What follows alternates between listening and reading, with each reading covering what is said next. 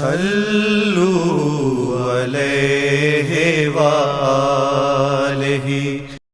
نبی کریم صلی اللہ علیہ وآلہ وسلم پر وحی کا ابتدائی دور اچھے سچے پاکیزہ خوابوں سے شروع ہوا۔ آپ صلی اللہ علیہ وآلہ وسلم خواب میں جو کچھ دیکھتے وہ صبح کی روشنی کی طرح صحیح اور سچا ثابت ہوتا۔ پھر من جانب قدرت آپ تنہائی پسند ہو گئے اور آپ نے غار حرا میں خلوت نشینی اختیار فرمائی اور کئی دن اور رات وہاں مسلسل عبادت اور یاد الہی و ذکر و فکر میں مشغول رہتے۔ جب تک گھر آنے کو دل نہ چاہتا توشہ ہمراہ لیے ہوئے وہاں رہتے۔ توشہ ختم ہونے پر ہی اہلیہ محترمہ ختیجہ رضی اللہ تعالیٰ عنہ کے پاس تشریف لاتے اور جو کچھ توشہ ہمراہ لے کر پھر وہاں جا کر خلوت گزین ہو جاتے۔ یہی طریقہ جاری رہا یہاں تک کہ خواب پر حق منکشف ہو گیا اور آپ غار حرا ہی میں قیام پذیر تھے کہ اچانک جبریل علیہ السلام آپ صلی اللہ علیہ وآلہ وسلم کے پاس حاضر ہوئے اور کہنے لگے کہ اے محمد پڑھو۔ آپ صلی اللہ علیہ وآلہ وسلم فرماتے ہیں کہ میں نے کہا کہ میں پڑھنا نہیں جانتا۔ آپ فرماتے ہیں کہ فرشتے نے مجھے پکڑ کر اتنے زور سے بھینچا کہ میری طاقت جواب دے گئی، پھر مجھے چھوڑ کر کہا پڑھو۔ میں نے پھر وہی جواب دیا کہ میں پڑھا ہوا نہیں ہوں۔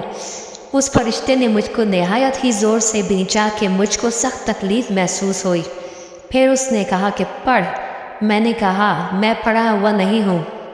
فرشتے نے تیسری بار مجھ کو پکڑا اور تیسری مرتبہ مجھ کو بھینچا، پھر مجھے چھوڑ دیا اور کہنے لگا پڑھو اور اپنے رب کے نام کی مدد سے جس نے پیدا کیا اور انسان کو خون کی پھٹکی سے بنایا، پڑھو اور آپ کا رب بہت ہی مہربانی کرنے والا ہے۔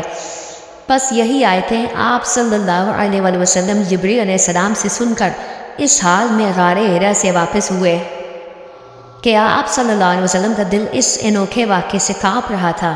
آپ ختیجہ کے ہاں تشریف لائے اور فرمایا کہ مجھے کمبل اڑا دو، مجھے کمبل اڑا دو۔ لوگوں نے آپ صلی اللہ علیہ وسلم کو کمبل اڑا دیا۔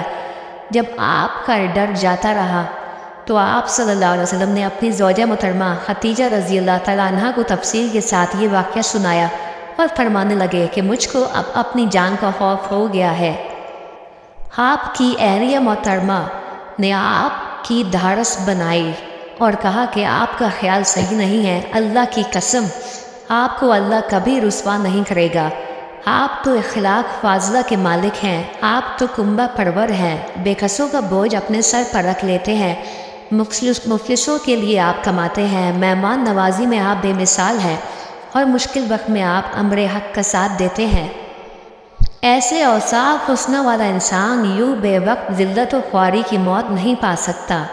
پھر مزید تسلی کے لیے ختیجہ رضی اللہ تعالیٰ عنہ آپ کو ورقہ بن نوفل کے پاس لے گئی جو ان کے چچزاد بھائی تھے اور زمانہ جاہلیت میں نصرانی مذہب اختیار کر چکے تھے اور عبرانی زبان کے کاتب تھے، چنانچہ انجیل کو بھی حسب منشائے خداوندی عبرانی زبان میں لکھا کرتے تھے۔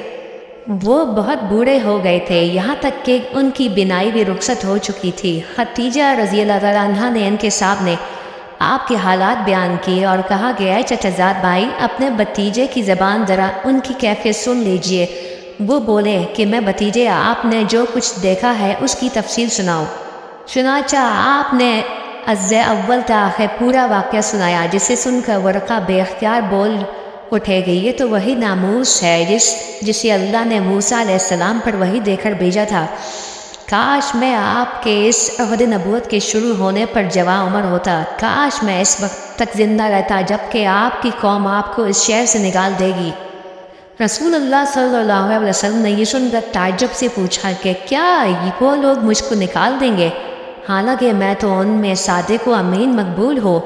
ورقہ بولا ہاں یہ سب کچھ سچ ہے، مگر جو شخص بھی آپ کی طرح امر حق لے کر آیا لوگ اس کے دشمن ہی ہو گئے ہیں۔ اگر مجھے آپ کی نبوت کا وہ زمانہ مل جائے تو میں آپ کی پوری مدد کروں گا۔ مگر ورقہ کچھ دنوں کے بعد انتقال کر گئے، پھر کچھ عرصہ تک وحی کی آمد موقوف رہی۔